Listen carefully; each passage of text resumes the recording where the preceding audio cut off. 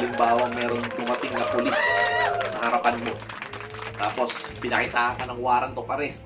At sinasabi sa'yo na, Sir, inaaresto kita, may warrant of arrest kami para sa'yo. Anong gagawin mo?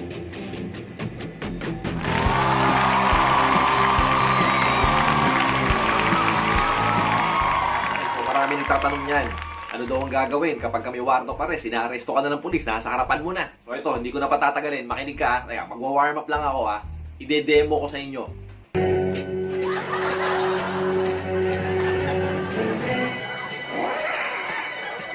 So itong ituturo ko sa inyo, simpleng-simple lang to ha. Combine ko na lahat ng mga technique at ng mga experience ko, lahat ng mga strategy. Nagsama-sama ko na. Don't panic. Focus, kailangan ng isip mo, concentrate ka yan. O, bilangin mo muna kung ilan yung pulis sa paligid, no? Tingnan mo yung paligid. Malamang yan, sa harapan mo, tapos meron sa ano yan, mga lookout yan, may mga kasama yan. Bilang ng tao. So, ang posisyon mo, ganito ha. Kuwari, nandyan yung pulis, no? Ina-serve sa yung warrant. Taas mo yung kamay mo ganyan. Yan, ganyan, ha? Bilang ka ng 1, 2, 3. Sabay subuko ka na kagad. Sumama ka na. Huwag ka na magpatumpik-tumpik pa. Ano kasi Jason Bourne o kaya si Salt, nahuli na ng polis, nakakawala pa.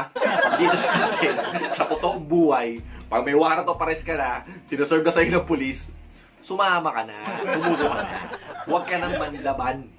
Ngayon, tatanungin ninyo, Attorney, kailangan ba tawagan muna namin kayo? Pag kami pumunta na sa akin na pulis, may daladalang warrant, kailangan ba namin kaagad ng attorney namin?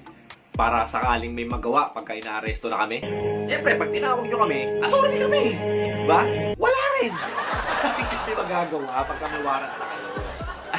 Ano akala nyo? Pagka tinawag nyo kami, tapos dumating kami doon, makikipaghilaan kami sa mga pulis. Akin siya! Hindi namin gagawin yun. Ang warrant of arrest kasi, kautusan ng korte yan.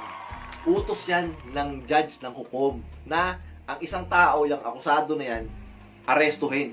At ang mga nag-e-execute, yung mga pulis, hala ka naman si judge mismo maghanap doon sa mga diba, sa mga akusado. Yung mga pulis ang nag-e-execute ng warrant of arrest, sila ang aresto. Siyempre kami, yung mga attorney nyo, kami mga abogado nyo, susunod lang kami, utos ng korte yan eh. Ang pinag-uusapan natin dito, yung valid na warrant of arrest. Yung talagang warrant na nanggaling sa korte. Huwag nyo lang itanong sa akin, attorney, paano kung peke yung warrant of arrest? Hindi yun. Basta pinag-uusapan natin dito, yung talagang may warrant ka na. May kaso ka, na-tsempohan ka ng mga pulis, dala-dala yung warrant mo, hinuli ka. O pinapaalam ko na po sa inyo, na pagka nandyan na yung mga pulis, may dala-dalang warrant, inaaresto ka, kumalma ka lang, sumama ka na lang.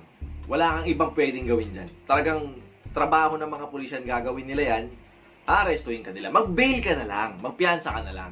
Kasi, ganito ang ano niyan, sistema niyan, simpleng-simple lang. Kunwari, si judge nag-issue, naglabas ng warrant ngayong araw na to. Dadalhin yon sa warrant section sa police station. Meron silang warrant section doon. Meron ako ng mga naging client na mga police na yon, sinabi nila sa akin na nasa warrant section sila, dinadala sa kanila yung warrant. Tapos, ang work nila, ang duty nila, ang responsibilidad nila, hanapin, arestuhin yung mga nakawarrant. So, by hook or by crook, kailangan nilang gampanan yung trabaho nila. Hahanapin talaga nila yan. So, hindi makakapigil dyan kami. Kaya yung mga kliyente po dyan na may mga attorney, wag po kayong magtampo sa mga abogado ninyo kapag kayong nahuli kayo, walang nagawa si attorney. Inaresto ko ng mga pulis.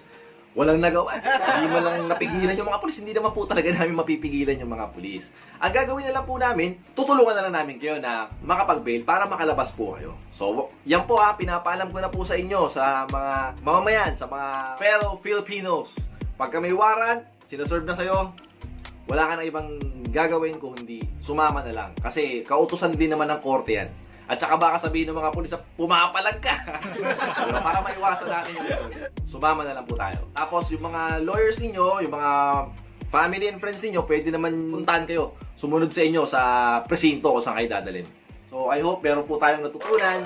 And at least alam na natin kung ano yung warrant of arrest na yan, kung paano gumagana yan, di ba? Ano yung purpose ng warrant of arrest, and ano yung gagawin natin kapag ina-arrest tayo at may warrant of arrest, yung mga arresting officers.